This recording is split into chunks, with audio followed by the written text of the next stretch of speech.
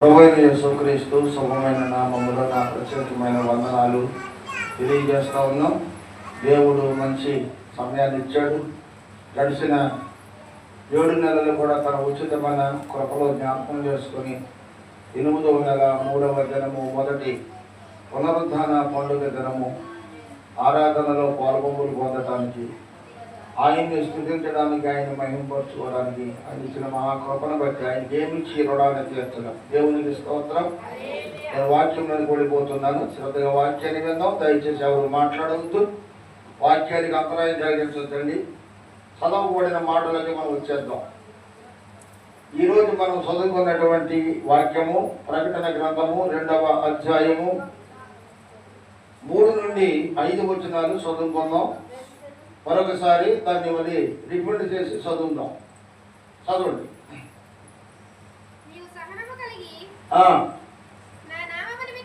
ఏంటమ్మా?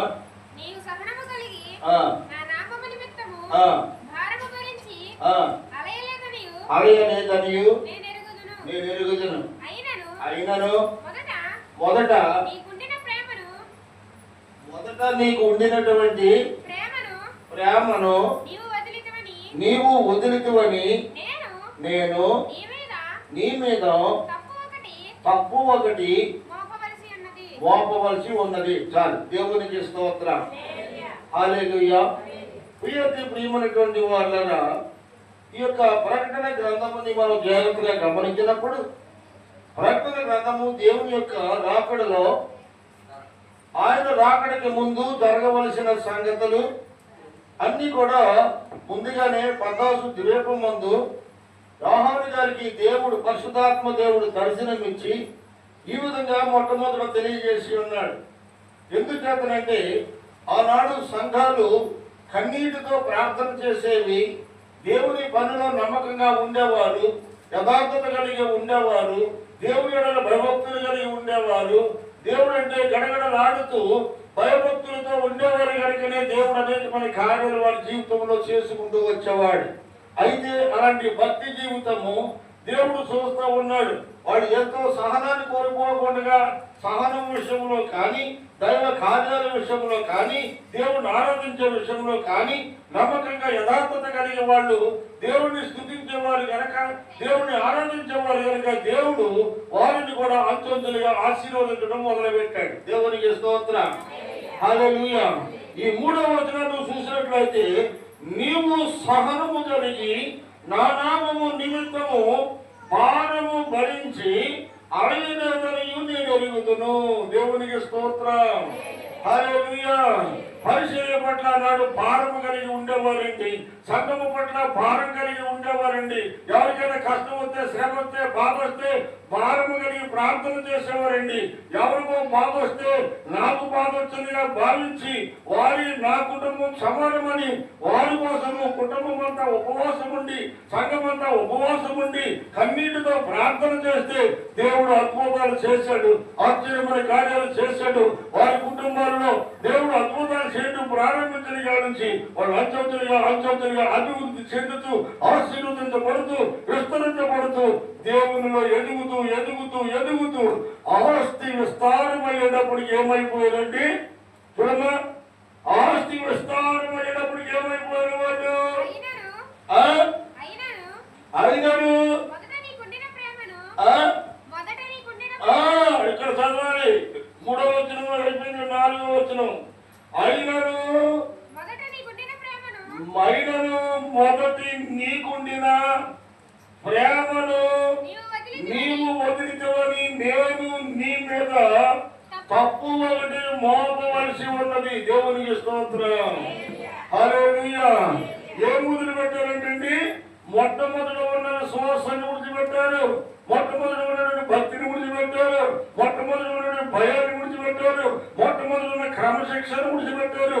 ఎందుకో తెలుసా?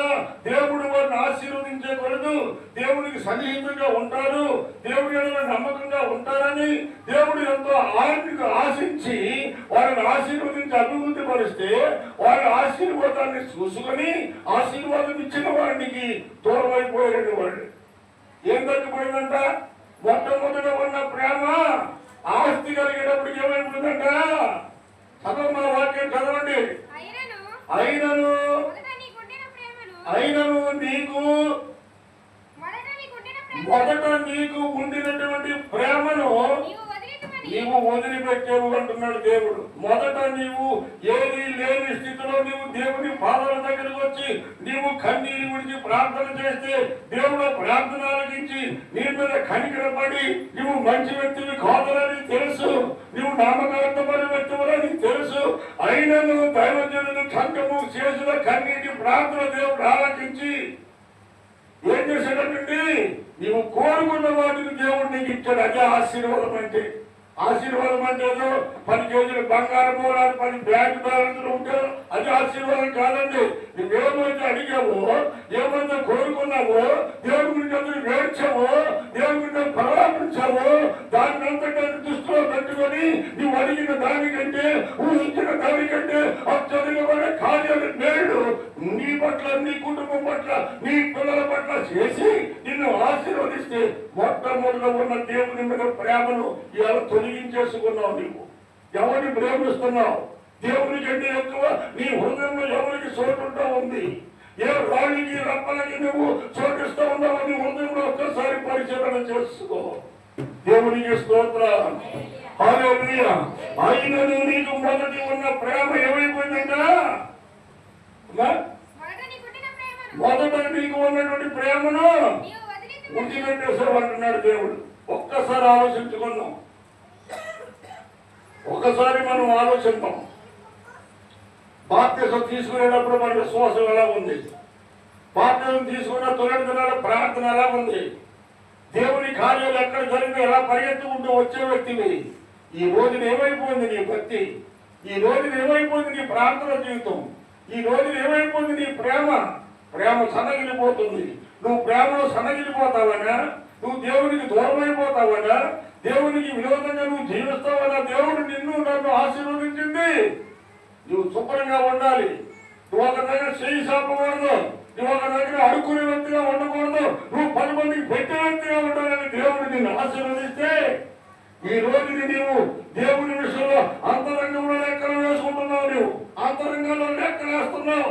నీ ప్రాణము నీది కాదు, నీ దేహము నీది కాదు. ఇల్లు పెట్టి సంపాదించుకున్న, నా స్వరంగం నుంచి సంపాదించుకున్న నీవు నా సొత్తు అంటున్నాడు దేవుడు. నీవు సొత్తను నువ్వు అనుకుంటున్నావేమో. నీదంటూ ఈ లోకంలో ఏది లేదు. నీకున్న దేహము రోజు 14 సార్లు స్నానం చేస్తావు, 14 సార్లు సుగంధ ద్రవ్యానికి ఒంటికి పూసుకుంటావు. కానీ ఊపిరిపోయిన మరోక్షణమే అది శవముగా బయట పడేస్తారు.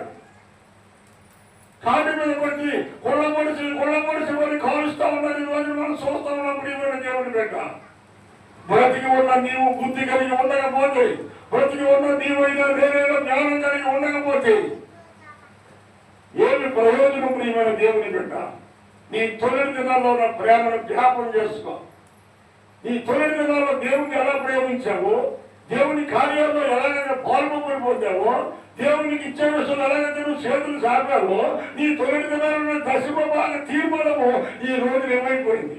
దేవుడు నిన్ను ఆశీర్వదించే కొన్ని లెక్కలు వేసుకుంటున్నావు. నేను ఈ రోజుని దేవునికి ఇచ్చే విషయంలో, దేవుని పనిలో పాల్పడిపోతే విషయంలో, దేవుని యొక్క కార్యక్రమాల విషయంలో నీవు ఈ రోజు లెక్కలు వేసుకుంటున్నావు. అంటే దేవుని బట్టి నువ్వు అతిశయిస్తా ఉన్నావు. నీకున్న ధనాన్ని బట్టా, నీకున్న ఆస్తిని బట్టా, నీకున్న ఐశ్వర్యాన్ని బట్టి నువ్వు అతిశయించలేమో. నీవు నీ సొత్తు కాదు. దేవునికి స్తోత్రం. హల్లెలూయా.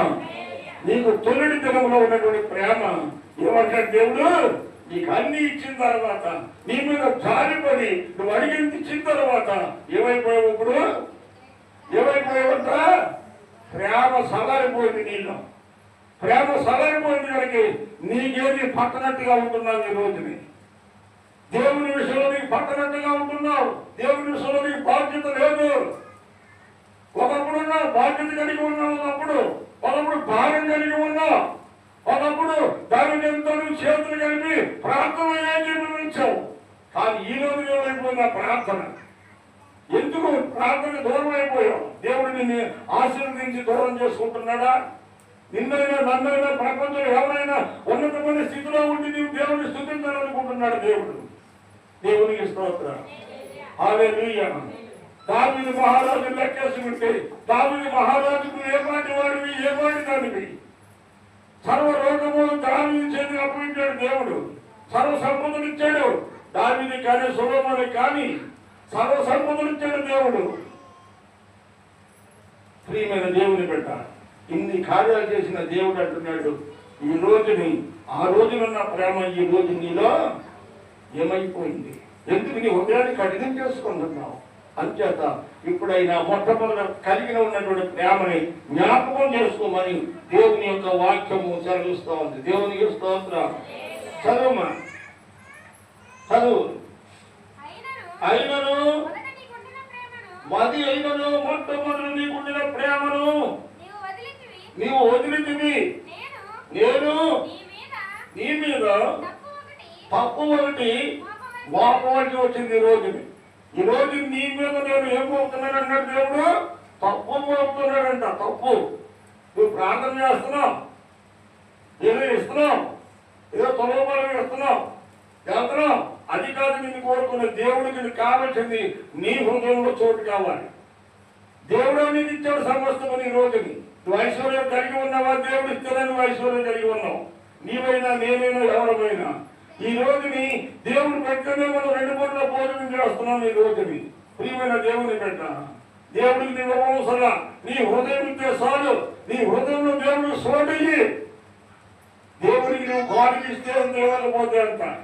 నీవిచ్చే బాడితో దేవుడు ఆధారపడి పక్కట్లా. ఆయన సర్వసంపన్నుడు, సర్వ సృష్టికి ఆది సంపూర్ణుడు.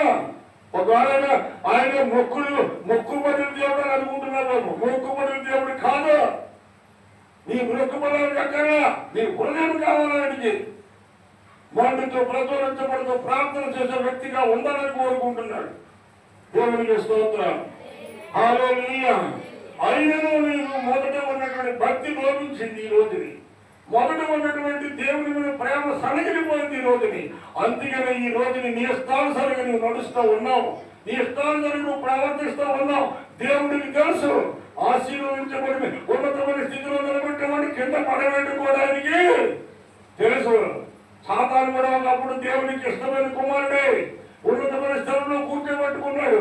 ఈ దేవునికి నాకు కొంచెం తేడాలని కొన్ని మనసులో విరోధంగా ఎప్పుడైతే ఆలోచించాడు. నేను నా సుహృత్తులతో కన్ను పెంచి నా బిడ్డని నా పక్కన కూర్చోబెట్టుకుని నాతో సమానంగా చూస్తూ ఉంటే ఈ రోజుని నాకే విరోధంగా వ్యతిరేకంగా మాట్లాడుతున్నాడు. తన మనసులో తలెత్తుకుంటున్నాడంట. దేవుడు అనుకున్నాడు ఈయన ఇక్కడ ఉంచితే చాలా ప్రమాదం, సృష్టిని నాశనం చేస్తాడు. వెంటనే అక్కడి నుంచి కిందకి గెంటేశాడు. ఎక్కడి నుంచి? దేవుడు తన యొక్క పర్వతాల నుండి, తన పర్వత సింహాసనం నుండి దేవుడి కిందకి నెట్టి వేస్తే డైరెక్ట్ గా భూమి మీద వచ్చి మరి తన ప్రజలను బాగు చేస్తాడేమని మధ్యాకాశం వచ్చేటప్పటికి అక్కడ ఆగిపోయేటప్పటికి అక్కడ ఆగిపోయేటట్టు. ఇప్పుడు భూమి మీద చేస్తున్న కార్యాలు ఎవడో తెలుసండి?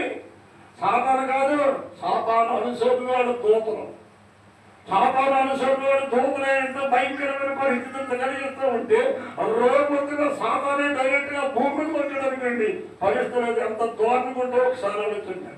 ఆ టైంలో నిన్ను కానీ నీ ధర్మ కానీ నీ బంధు బలం కానీ నీ కుటుంబం కానీ ఏది నిన్ను ఆదరించదు, ఆదుకోలేదు. ఆ రోజుని దేవుడి దగ్గర దిక్కు నీకు దేవా నీవు తప్పని నక్షత్రముడు అనే రోజు వస్తుంది. ఆ రోజు దేవుని తొందరగా రాబోతావు. దేవునికి స్తోత్రం. హల్లెలూయా. మానవుడు అయిన నీకు నాకే ఎంత పౌరసం ఉంటే సర్వ సృష్టికి ఆది సముద్రమైన దేవుడికి ఉండదంటే కోపం ఉండదంటారా?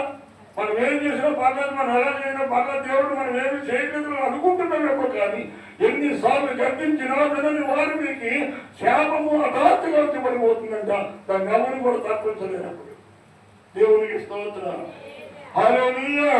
అంచేత నీవైనా నేనైనా ఆ తొలిటి ప్రేమను మనం ఏం చేయాలంట? తిరిగి సంపాదించుకోవాలి. నువ్వు ఎన్ని కలిగి ఉన్న ప్రేమ లేకపోతే నువ్వు దేవుని బిడ్డవు కాదు. యేసు ఉన్నాడు. బైబిల్ అంతా కూడా ప్రేమ అనే 2 అక్షరాల మీద ఆధారపడి ఉంది. ప్రేమ లేని వాడు నావాడు కాదు. నేను ప్రేమించినట్లుగా నీవు ప్రేమించమంటున్నాడు. నీ దేహాన్ని ఎలా ప్రేమించుకుంటున్నావో అలాగే నా తోడు సహోదరుని కూడా నీవు ప్రేమించమంటున్నాడు. ప్రియమైన దేవుని బిడ్డ, ఎవరు ఇందులో ఉన్నారు? మట్టిలో కలిసిపోతావు జీవితం. ఏ రోజు మట్టిలో కలిసిపోతాం మనకు తెలియదు. ఎన్ని రోజులు మనం ఇంటిలో ఉంటామో తెలియదు, ఎన్ని రోజులు భూమి మీద ఉంటామో మనకు తెలియదు. చచ్చిన మనక్షణమే భూమి మన మీద ఉంటుంది. భూమిలో తీసుకెళ్ళి పాతి పడితే ఆ భూమి మన మీద ఉంటుంది అన్నారు. ఇప్పుడు భూమి మీద నిలబడిన మనము రేపు పొద్దున్న భూమి మన మీద నిలబడుతుంది. అది మాత్రం గుర్తుపెట్టుకోండి. దేవునికి స్తోత్రం. హల్లెలూయా. చదువు 5వ వచనం కూడా వచ్చాయి. నీవు ఏ స్థితిలో పడిపోతావో అది ఒక్కసారి జ్ఞాపకం చేసుకో. నువ్వు దేవుడికి ఎందుకు దూరం అయిపోతున్నావు అంచంచులుగా? దేవుడికి దూరం అయిపోవడానికి గల కథమైన కారణం ఏమిటి? నీకు ఇచ్చిన ఆశీర్వాదం ఉంటుందా? నీకు కొంతమంది అంటారు, అయ్యా పిల్లలతో కుదరట్లేదండి, పిల్లలకి ఇవ్వడానికి దేవుడు తప్ప, పిల్లలు లేక పిల్లలు లేదని ఏడుస్తూ ఉంటే ఈరోజు పిల్లలు ఇచ్చాడు నీకు. ఈరోజు నువ్వు దేవుడి మందిరానికి రావడానికి నీ పిల్లలంట. ఈరోజు నీవు దేవుడి మందిరానికి రావడానికి నీకు మందలంటవా?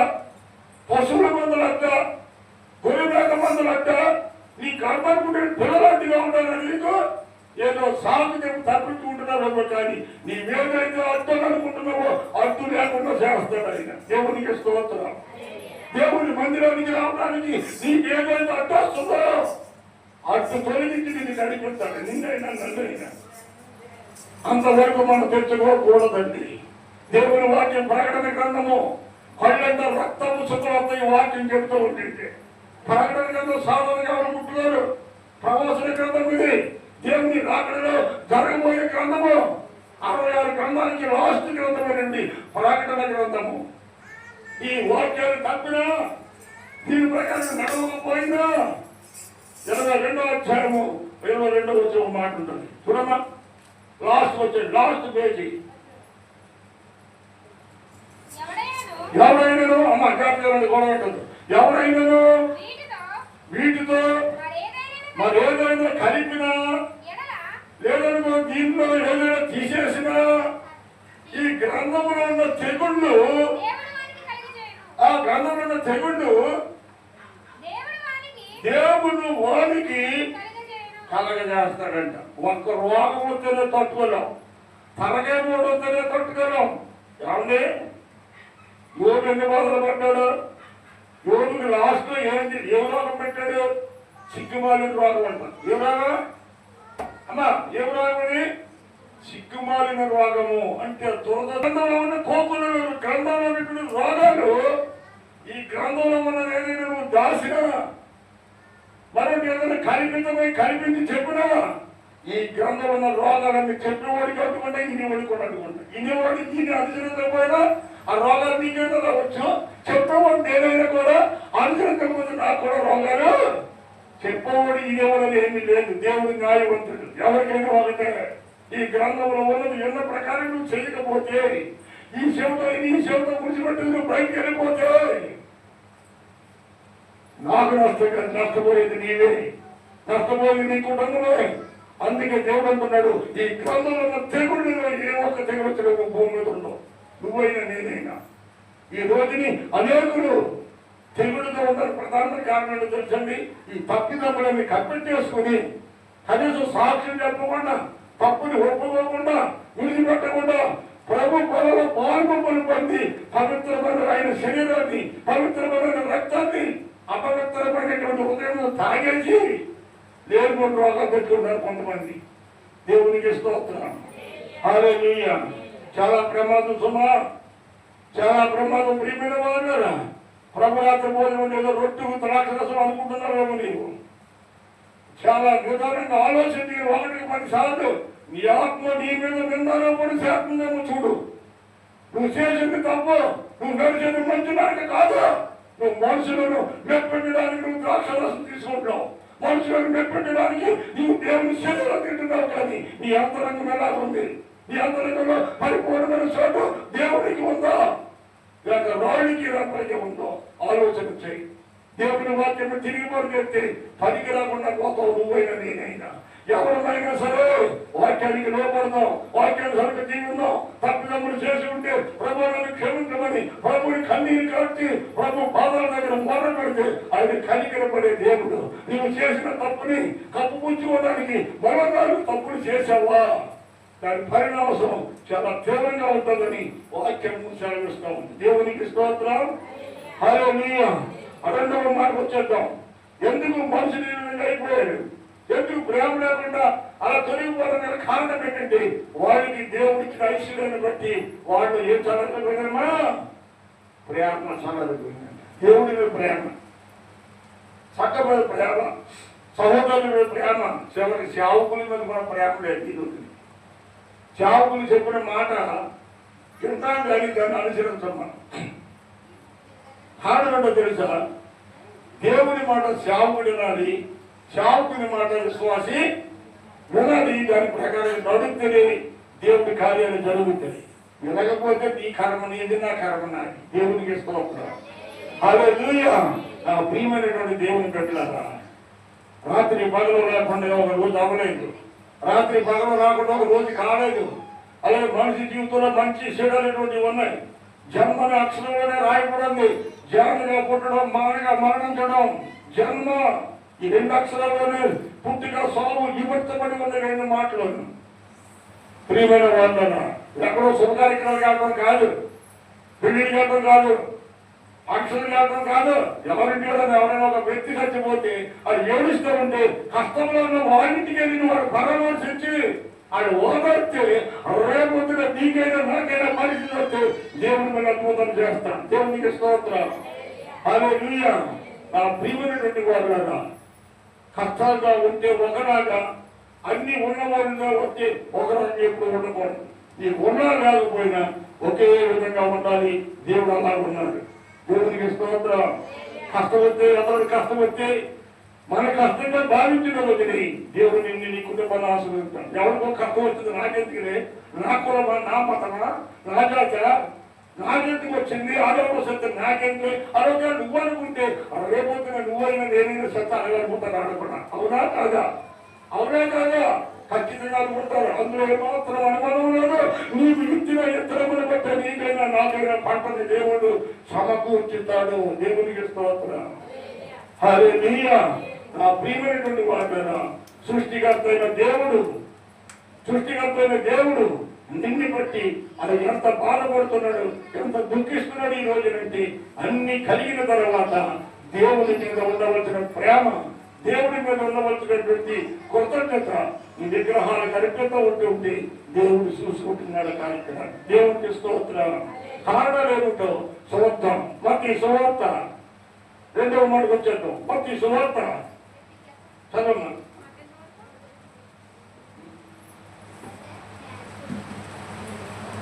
మత్తయి 24:40, 24:12 చదవండి. ఎవరు తీస్తారోనమ్మా?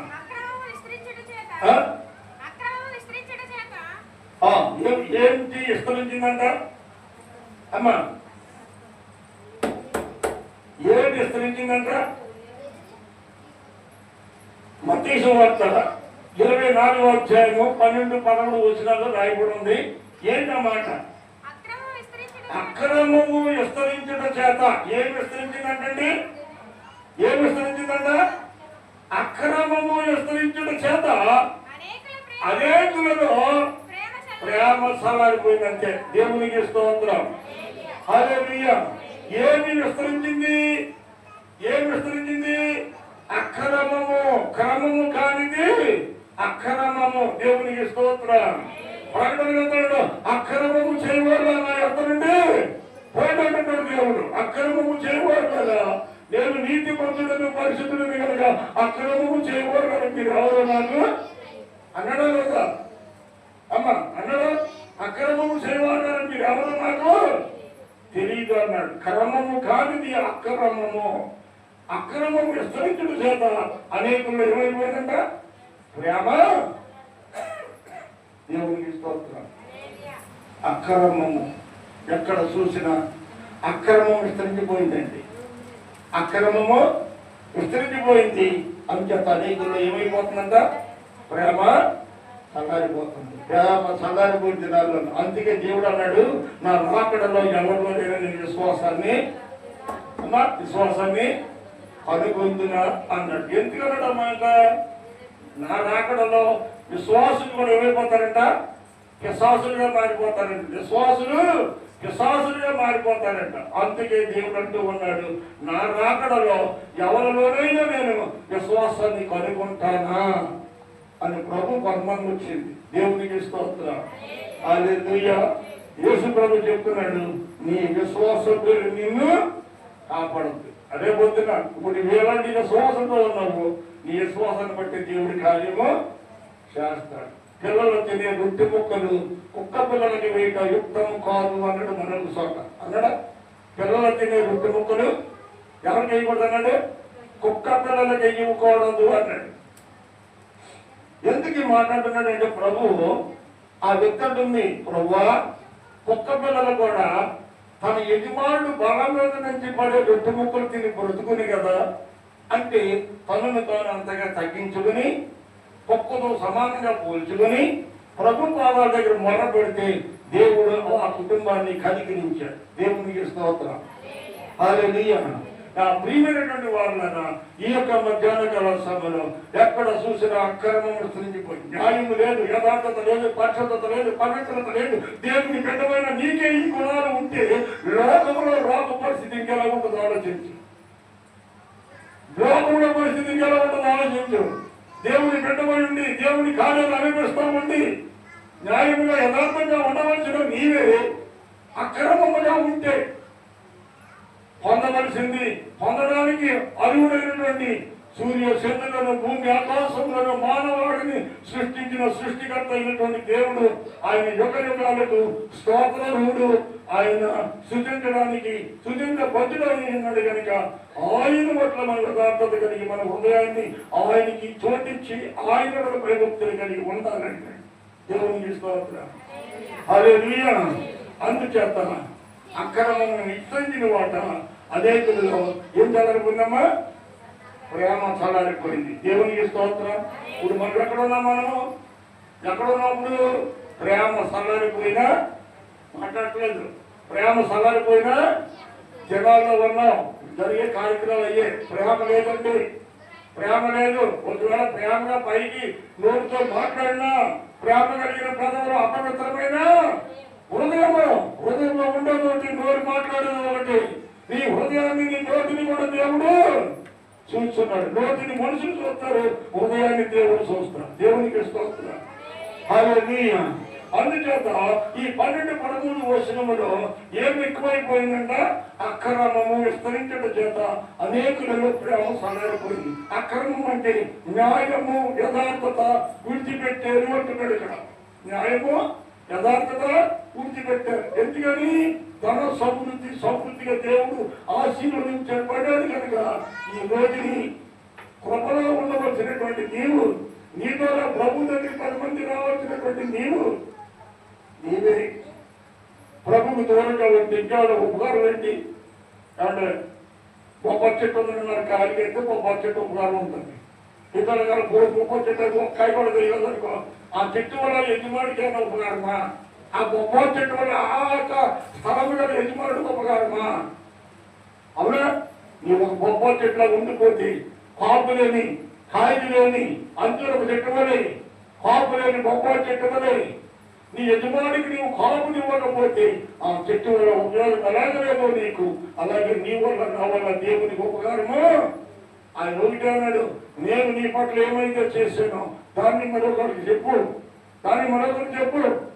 నా గురించి నువ్వు సాక్షిగా ఉండు. నువ్వు ప్రభు నమ్ముకున్నావంటే నేను యేసు ప్రభు పెట్టనని మహానని ఒప్పుకో, చెప్పు. దేవునికి స్తోత్రం.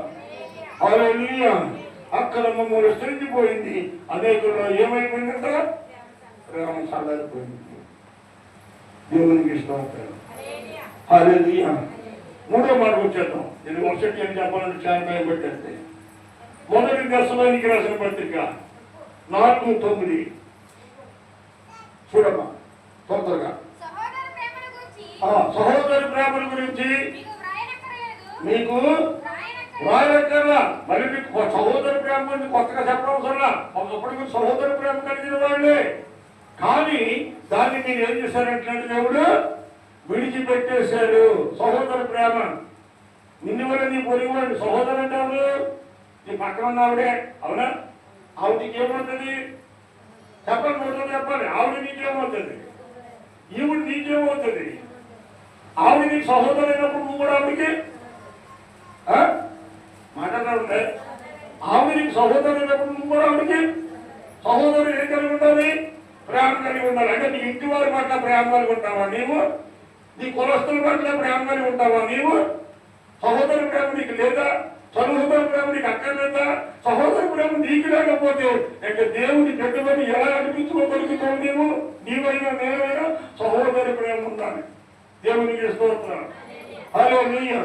సహోదరు ప్రేమ మీకు తెలుసు కానీ తెలిసినా తెలియనట్టుగా అంచెంచెలుగా మీలో ఎప్పుడైతే ప్రేమ సలారిపోయిందో సహోదరు ప్రేమ కూడా దాన్ని బట్టి ఆటోమేటిక్గా తగ్గిపోయింది. ఆడికి ఏమవుతుంది నాకేం తెలియండి, ఆడికేమవుతుంది నాకెందుకు, ఆడపిల్లలకి ఏమవుతుంది నాకు, నా కుటుంబం అయితే నాకెందుకు, నేను నా భార్య నా పిల్లలు మేము బాగుంటే చాలు. స్వార్థపూరితమైన బతుకులండి, స్వార్థపూరితమైన బతుకులు. ఎతను బాగుంటే వారం అనేది బ్రతుకు. ప్రియమైన దేవుని బిడ్డ, ఈ మధ్యాహ్న కాల సమయంలో నీవెలా వచ్చేవాళ్ళే పోతావు. వచ్చినప్పుడు నీకు మొత్తాన్ని పోయినప్పుడు కూడా మొత్తాన్ని అవుతున్నావు. ఒంటి మీద నూరు కూడా అవుతున్నావు. కొలబడి పడి తగబడతారు అక్కడ తీసుకెళ్ళి. ఎందుకు? ఈ మోటాల ముచ్చట కోసమేనా ఈ బ్రతుకెంత? ఈ మోసము దగాకోరు బ్రతుకులు ఎందుకంటే ఒకడు మోసం చేసుకుంటున్నాం.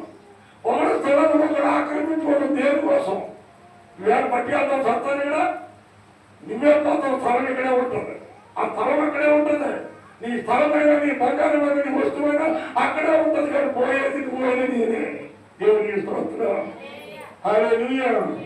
ఈ మూడాల ముచ్చటికి ఎన్ని అక్రమాలండి, ఎన్ని అన్యాయాలండి, ఎన్ని అబద్ధాలండి. నోరు తెరితే అబద్ధమే. ప్రియమైన దేవుని పెట్టారా? నిజంగా చాలా విచిత్రంగా ఉంటుంది కొంతమంది గురించి ఆలోచించినప్పుడు. నిజంగా ఇక్కడ కృతజ్ఞత ఉందా? మానవులమైన మనమే ఎంత బాధపడుతుంటే సృష్టికర్త దేవుడికి బాధపడతారా? ఖచ్చితంగా ఉండి తీరుతుంది. దేవునికి స్తోత్రం. ప్రతి దానికి సమయం ఉంది. నీకు తెలివితేటలు ఉన్నాయని, నాకు తెలివితేటలు, మన తెలివితేటలు దేవుడి దగ్గర ఉపయోగించే పనికిరా. ప్రియమైన దేవుని బిడ్డ, ఇదొక మధ్యాహ్నకాల సమయంలో మొట్టమొదటి దేవుని మీద ప్రేమ విస్తరించడం వలన, ఆస్తి విస్తరించడం వలన ప్రేమ సలారిపోయింది.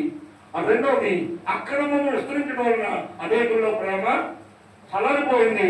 మూడవది నీకు ఉండవలసింది ఏంటంటే సహోదర ప్రేమ. ఈ రోజు సహోదర ప్రేమ కూడా ఏమైపోయిందంట? లేకుండా పోయింది. కులాన్ని బట్టి ప్రేమించేవాడు అయిపోయినప్పుడు, కులపరమైన భర్త అయిపోయింది. కులపరమైన సంఘాలు కూడా ఏర్పడుతున్నాయి. ఇప్పుడు ఏ కులానికి కావాలో సంఘం అండి. చర్చిలు కూడా ఈరోజు అలాగే ఉన్నాయి. చర్చిలు కూడా ఇలాగే, ఏ కులానికి కాకుండా చర్చిలేనండి. ఎక్కడికక్కడ చూస్తా ఉన్న సమాజంలో పరిస్థితులు. ప్రియమైన దేవుడి మీద నువ్వు బాగా కులస్తులకు కాకేయలేకపోతున్నా దేవుడి మీద. నువ్వు ఎక్కడ పుట్టావో, ఎక్కడ పెరిగావో, ఏ విధంగా నువ్వు పెరిగావో, అసలు నీకు అసలు ఇక్కడ విత్తనం వేసింది ఎవరు? నీరు పోసింది ఎవరు? ఈరోజు కాపు వచ్చే వరకు నీకు శ్రమ పడి కష్టపడి తినడం నిన్ను పోషించి పెద్ద చేసింది ఎవరు? ఇలా కాపు వచ్చిన తర్వాత ఈ కాయలు పట్టుకెళ్ళి మీరు ఎవరికి ఇస్తున్నాం? ఈ కాయలు మీరు ఎవరికి ఇవ్వాలి? ఎవరు కాయ తినడానికి? శక్తిని వేసిన వాళ్ళు కాయ తినడానికి అరుగుడు, కానీ ఆడు తినడానికే అరుగుడు కాదండి. అంచేత కొన్ని మొక్కలు ఉన్నాయి, ఫలభారమైన మొక్కలు, ఫలాలు ఇస్తున్నాడు దేవుడు, కాస్తున్నాయి. కానీ పట్టుకెళ్ళి అక్కడక్కడ ఇస్తా ఉంటాడండి. కన్నీరు గారి ప్రాంతం ఈ మధ్యలో టీవీలో కూడా చెప్తున్నారు. పైన నెంబర్ ఇచ్చాము, ఇక్కడ మీరు ఏమైనా కాలనీ కూడా వింటే ఈ నెంబర్కి మాకు పంపించడం గురించి ప్రార్థన చేస్తాం. నువ్వు ఎవరికి సొంత కాపరికి నీవు పోలేవు, కానీ ఎక్కడెక్కడికో పట్టుకెళ్ళి ఆ పోలట్టుకెళ్ళి ఇచ్చొస్తా ఉంటావు. దేవునికి స్తోత్రం. ఇది ఏం బతికేటో దొంగ బతికెళ్తాడు. అవునా?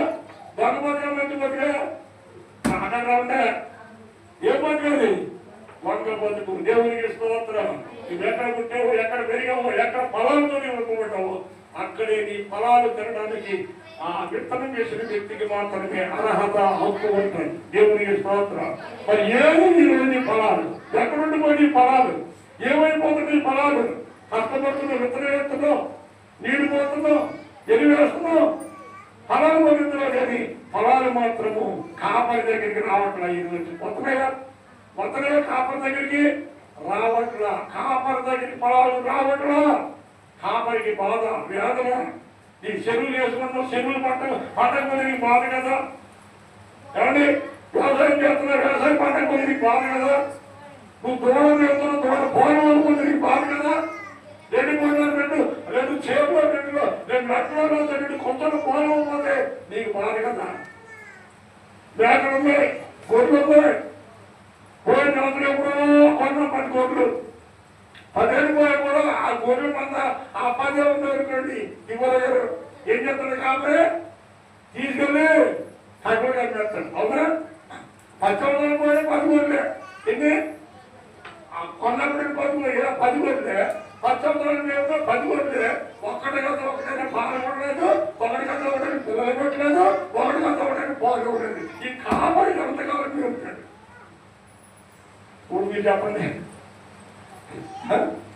మీరు చెప్పండి. ఇప్పుడు మీరు మేపుతారా? గొడ్డి గేదెలు మేపుతారా? గొడ్డి మేకలు మేపుతారా? గొడ్డి గేదెలు మీరు మేపుతారా? పాలిచ్చే గేదెలు కొనుక్కుంటారు. మీరు పాలు అన్వేషి పాలిచ్చే గేదెలు కొనుక్కుంటారు. మరి దేవుడికి వద్దా? ఏమండి దేవుని సంఘానికి వద్దా? దేవుని సేవకుడికి వద్దా?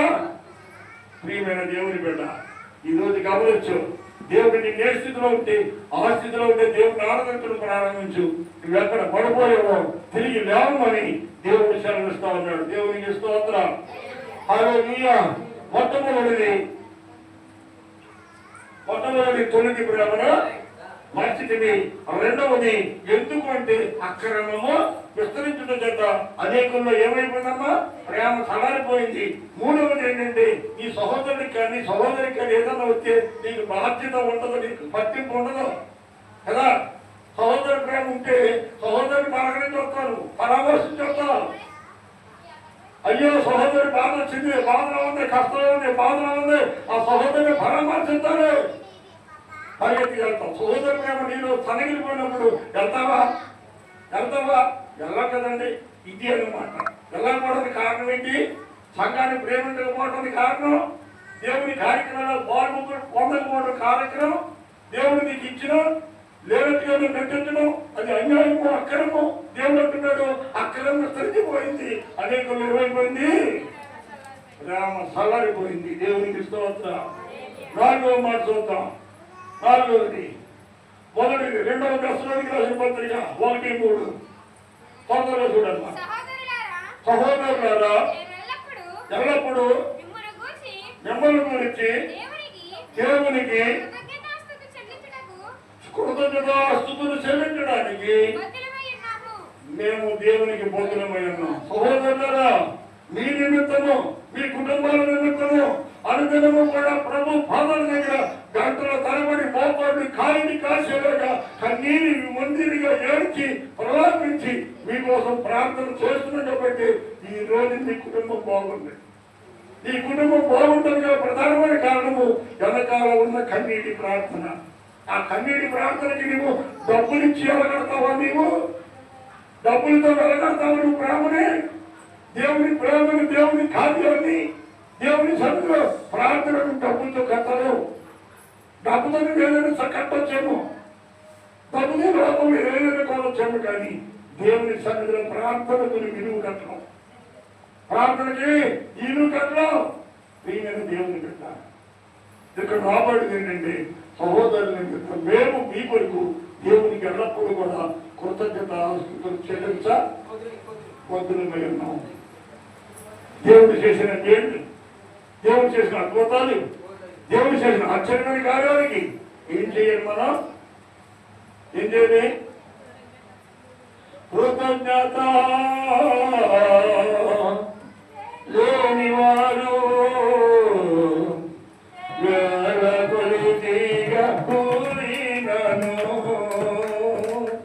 దేవునికి స్తోత్రం. కృతజ్ఞత లేని వారి వేల కొలది కూలిపోయినా సరే నీవు దేవుడు నీ పట్ల చేసిన మేలుని గుర్తుపెట్టుకుని ఏం కలిగి ఉండాలంట? కృతజ్ఞత కలిగి ఉండాలి. దేవునికి స్తోత్రం. ఎవరైతే కృతజ్ఞత కలిగి ఉంటారో వారి పట్ల దేవుడు మళ్ళీ కార్యం చేస్తాడు. ఎవరైతే కృతజ్ఞత లేకుండా ఉంటారో వాడు మళ్ళీ జీవితంలో ఎప్పుడు కూడా దేవుని కార్యాన్ని వారు చూడాలి. దేవునికి స్తోత్రం. హల్లెలూయా. అందుకే అందుచేతని ఏమేమి కలిగి ఉండాలేంటి? దేవుడు చేసిన మేలుకి ఇవేం కలిగి ఉండాలి? నీవైనా నేనైనా కృతజ్ఞత కలిగి ఉండాలి. దేవునికి స్తోత్రం. హల్లెలూయా. నీవు మేలు జరిగినందుకు దేవుని సన్నిధిలో లేచి నిలబడి సాక్ష్యం చెప్పి కృతజ్ఞత కానుకని సమర్పణ చేసుకొని దేవుణ్ణి ఏం చేయాలంట? మహిమపరిస్తే అప్పుడు దేవుడు నిన్ను నీ కుటుంబాన్ని కనపరుస్తాడు. కొన్ని రోజులుగా ఉంటావు నీవు, నీ కుటుంబం కొన్ని రోజులుగా ఉంటుంది. అక్కడ కుటుంబాలు ఎందుకంటే నీ దేవుడిని ఎవరో మాట శ్రద్ధగా విన్నావు, విని దాని ప్రకారంగా నడుచుకుంటే సమస్తమైన కుటుంబాల కంటే సమస్త మనుషుల కంటే నీవు నీ కుటుంబం ఆశీర్వాదకరంగా ఉంటారు అని దిగోపదేశ కాండము 28వ అధ్యాయము మొట్టమొదటిలో చెప్తా ఉన్నాడు. దేవునికి స్తోత్రాలు. హల్లెలూయా. ఆఖరిగా మరొక మాట నేను ముగిస్తాను, సమయం అయిపోయింది. హల్లెలూయా. చూడండి, వారు మరి ఉన్నారంటే 5వ మాట అయినను చూడండి, ఉంది ప్రకటన 2:14. ప్రకటన గ్రంథంలో సరిగ్గా బోధించడం అని తెచ్చినాం. కారణం ఏంటంటే అంత లోతైన బోధలు అనుభవించడానికి మీకు అలాంటి భక్తి ఇంకా ఎదగలేదు. మీరు ఎదగాలి, ప్రాంతంలో ఎదగాలి. ప్రకటన గ్రంథం వాక్యాన్ని వినాలంటే అయినను చూడండి, అయినను నేను నీ మీద అదే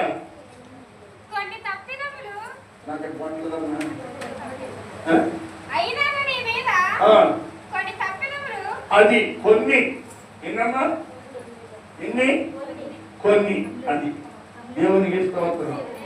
హల్లెలూయా. నా ప్రియమైన దేవుని బిడ్డలారా, మీరు ఎంత భక్తి చేసినా అయినను మీ మీద కొన్ని తప్పులు నేను మోపవలసి ఉన్నది. ఎందుకని అన్నాడు దేవుని మాట?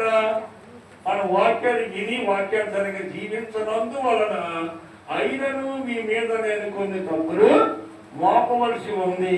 అయ్యేమిటో జాగ్రత్తగా విన్నాం. త్వరగా చదువున్నా. ఎవరు